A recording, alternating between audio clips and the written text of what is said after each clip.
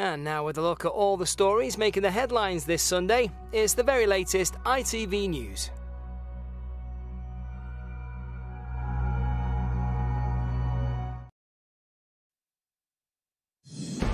More golds, more history made for Team GB at the Olympics. Gymnast Max Whitlock successfully defends his title, and backflipping brilliance from Charlotte Worthington takes the tally to 10. Everyone's probably got that trick that just they love, and for me that 360 backflip, I love the feeling of it. A 13-year-old boy and 2 adults are arrested on suspicion of murder after a 5-year-old was pulled from a river in South Wales.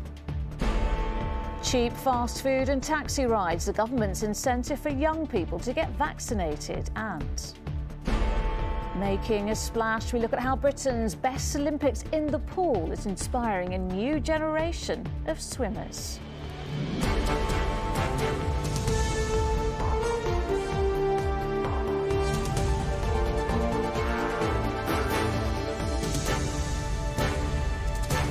This is ITV News with Lucrezia Millarini.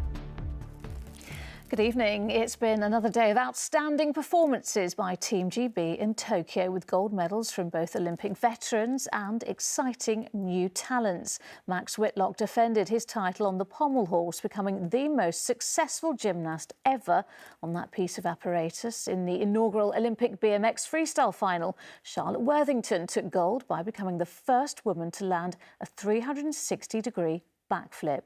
In the pool, silver in the 4x100 metre medley relay meant Duncan Scott made history by becoming the first ever British athlete to win 4 medals at a single Games. From Tokyo, Steve Scott reports. Tonight, Max Whitlock joins an elite group of British athletes. Not only did he defend his pommel horse title, which makes him the most successful gymnast in that event of all time, but with 6 medals, he's just one behind cyclists Hoy, Wiggins and Kenny, the most decorated Olympians in British history. Competing first, he watched every other athlete in the field try and fail to match him. With the pirouette, well, Max Whitlock! The pressure was on.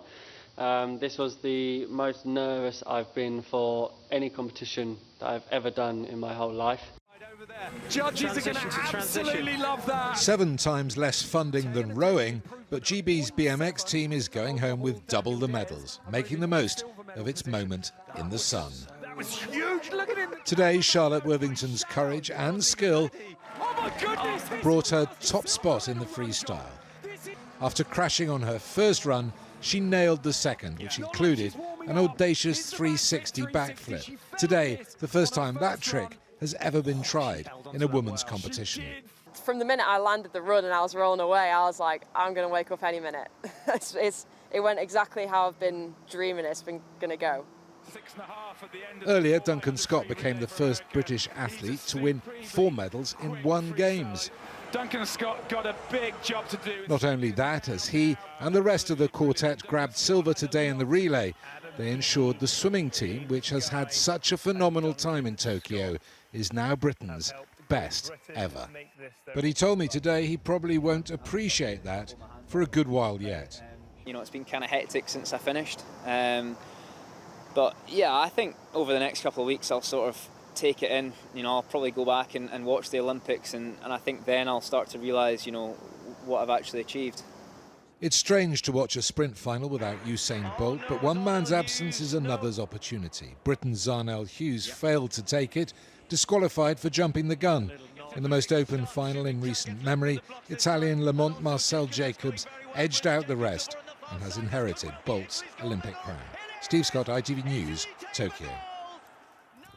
So how does today's success leave the medal table? Well, the tally for both gold and silver has now risen to 10, with 12 bronze, meaning we lie in 6th position. Well, meanwhile, a Belarusian athlete competing in Tokyo has claimed her team are trying to force her out of Japan against her consent.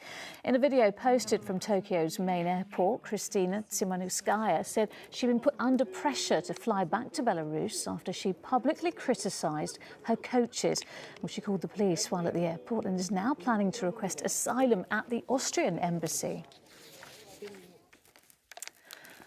Back here, police have arrested 3 people, including a 13-year-old boy, on suspicion of murder after a 5-year-old was pulled from a river in South Wales. Mark McQuillan has been following the story and joins me now. Mark, what more do we know? Well, this significant development coming within the last hour. A 39-year-old man, a 30-year-old woman and 13-year-old boy arrested on suspicion of murder. That after a 5-year-old boy was pulled from a river in Bridgend. Now, South Wales police were called at 5:45 yesterday morning after concerns for a missing child were reported. Officers found the boy in the Ogmore River. He was taken to hospital where his death was later confirmed. Now, police have described this as a tragic incident. Yesterday, officers said the boy's family were being supported by specially trained officers. As far as the investigation is concerned, South Wales police say they're not looking for anyone else in connection with the incident, but they do want witnesses to come forward in what they've described as an extensive and sensitive inquiry. They also recognise that many people have been affected by the 5-year-old boy's death and say they will be working very hard to provide answers for his family. All right, Mark, thank you. Young people are to be offered discounts on takeaway deliveries and cab rides if they get a COVID vaccine. The government has signed up companies, including Deliveroo and Uber, to offer incentives, with around a third of under-25s yet to have their first jab. Harry Horton reports. They say food is the way to the heart. Could pizza be the way to get someone vaccinated? As vaccine uptake among young people slows, the government is hoping takeaway discounts and free taxi rides can deliver a surge in jabs. But not everyone is convinced. I just don't think that an Uber Eats voucher is something that would convince me whether or not to put something, a vaccine in my body. Yeah, pretty good. Anything you get for sort of free. I mean, I think it's ridiculous they have to offer free pizza to get vaccinated, but whatever works, I guess. Almost 90% of UK adults have received at least one vaccine dose, but for adults under 30, almost 1/3 are yet to come forward. Most COVID-19 patients in hospital are now under 50 and unvaccinated. 31-year-old Umar Ahmed was one of them. After catching COVID-19 last month, he spent 4 days in intensive care on a ventilator. The incentives and that, they're all good, but I don't know how effective it will be. I think it will be more effective if they showed them how ill young people can actually get.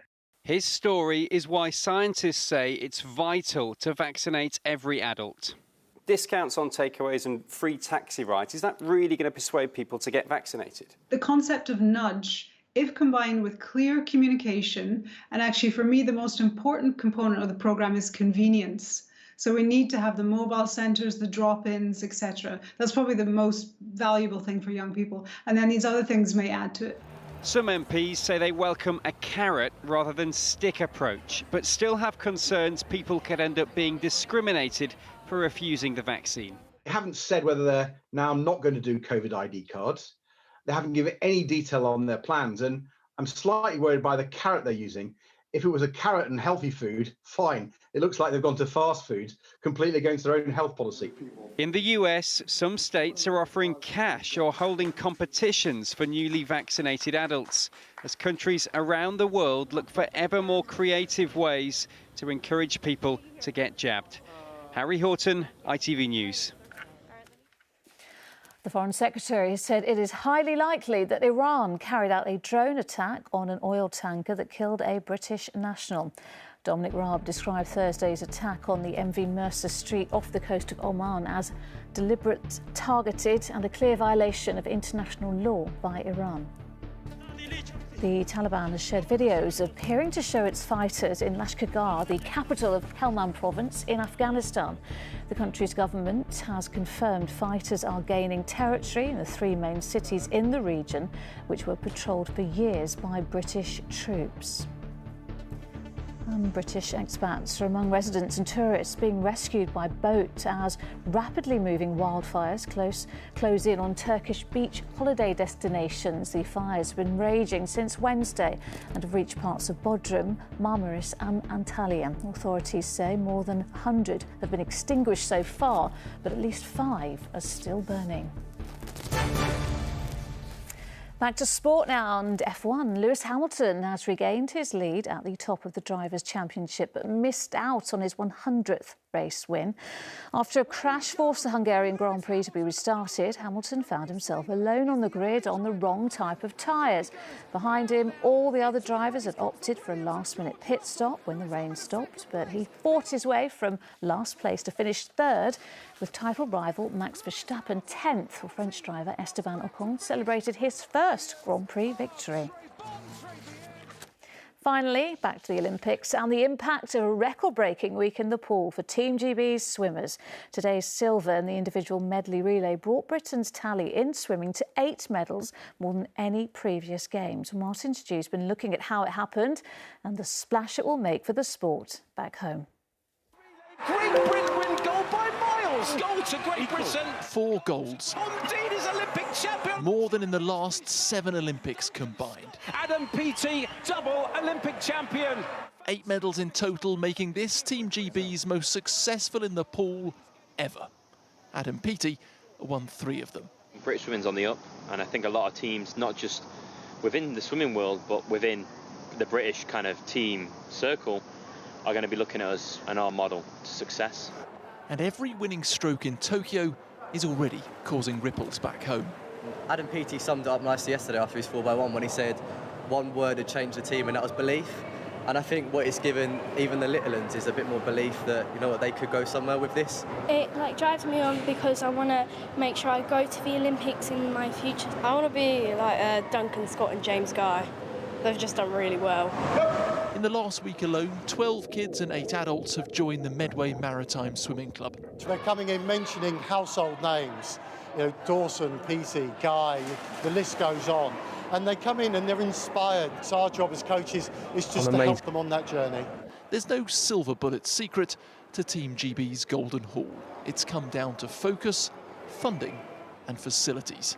The man who's masterminded elite success for years knows at recreational level it's never been tougher. 20% of pools in the UK have not reopened after COVID. So I just hope we can get those pools back open, we can get people in swimming, and I hope this helps to inspire people. It's fired up Rosalina, who's already the fastest under 9 in Kent. I want to be like them someday, and I will be. You definitely go for it in the competitions, don't you? And she's got the will to do it one day, definitely. Following in the wake of her Olympic heroes will take a decade of dedication. Rosalina's gunning for Brisbane 2032. Martin Stew, ITV News. Well, more to look forward to. That is it. The weather is next, but from me and all the team here, good night.